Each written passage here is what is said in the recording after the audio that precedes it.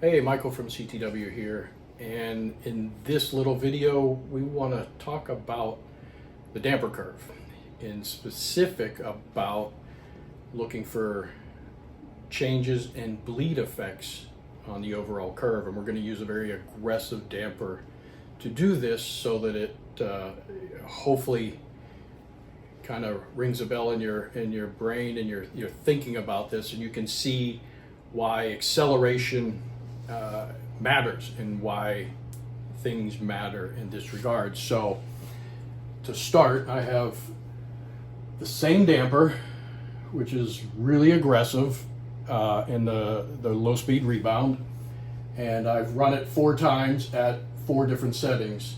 The first time is -1, -5, -10, and -15. And here is what we have at 5 inches per second for each of those settings. And if you were to, foolishly just block off the 1 inch per second and beyond, you would say everything is the same, right? So that after 1 inch per second, that shock's the same, and you're like, I don't know what's different. I have no idea what's going on. It's like, why does the driver like one setting and not the other? Because I'm looking at the 5 inch per second number, and it looks great. I don't get it. Here's the key: is the way this damper would plot a curve when it goes from 0 to 5 is very different than when it runs from 0 to 1 inch per second. And we're going to show you that. And this is really a deep dive into trying to read a graph, trying to understand what's going on and how you would look at it. It also couples with us running more than one speed for our test. So here's where we're at. And I'm going to show you one little trick. All these are different colors, and that's great sometimes, but I'm actually going to go to preference, go to colors, and I'm going to say color all the items the same from each run. So now the first run will all be green, blue, orange, and then red.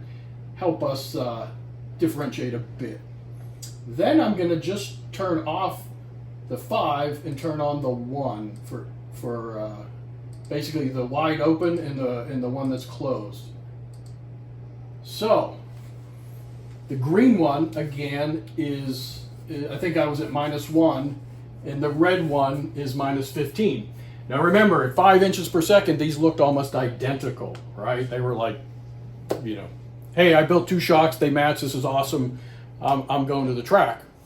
Unfortunately, when you look at the -1 compared to the -15 at slow speed, and we're talking 1 inch per second, very slow speed, they are very different. Area under the curve, however you want to approach this, they are very different. So the one that's -15, you see it's very easy for the fluid to flow before it gets to the shim stack. So in the rebound's opening, there's enough bleed that it just doesn't generate the amount of force that the one that is at -1, it says, hey, -1, the fluid has nowhere to go, it overcomes the bleed very quickly, and it jumps into the shim stack.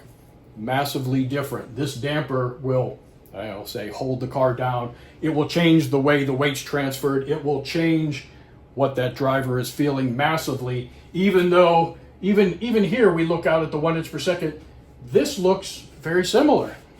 This doesn't. This is very different. And that's why we run at different speeds. We can mask things. We can fool ourselves into thinking, well, it matches at 5, it matches at 10. I don't know what the driver's feeling, and the driver is saying, I don't know who built these shocks, but they're massively different, and you have this conflict. Well, use the dyno to give you insight, to show you what's going on. And here it is. As you open that bleed, clearly that shock's changing, and the way I interpret this, hopefully it's the right way, this red one again is -15. So it's a rebound adjuster, and as we open it up, the fluid can flow. Fluid flows through the path of least resistance. Clearly, we've probably all dumped a glass of water on the table. Fluid goes everywhere. It's going where it's easiest. You'll see some places where it stops and where it flows over here.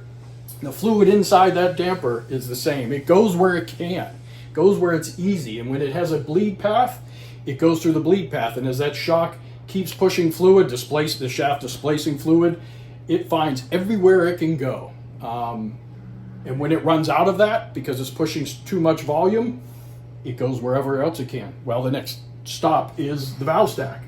So that's where you see this, it hits that valve stack because the bleed's full. But this one, the bleed has a lot longer before it fills up. This one, which is -1, it almost has no time. It's immediately into the shim stack and every other place that fluid can go because there's just not enough bleed. So this is a great way to see the differences from 5 inches per second, and we'll just pop those back on there.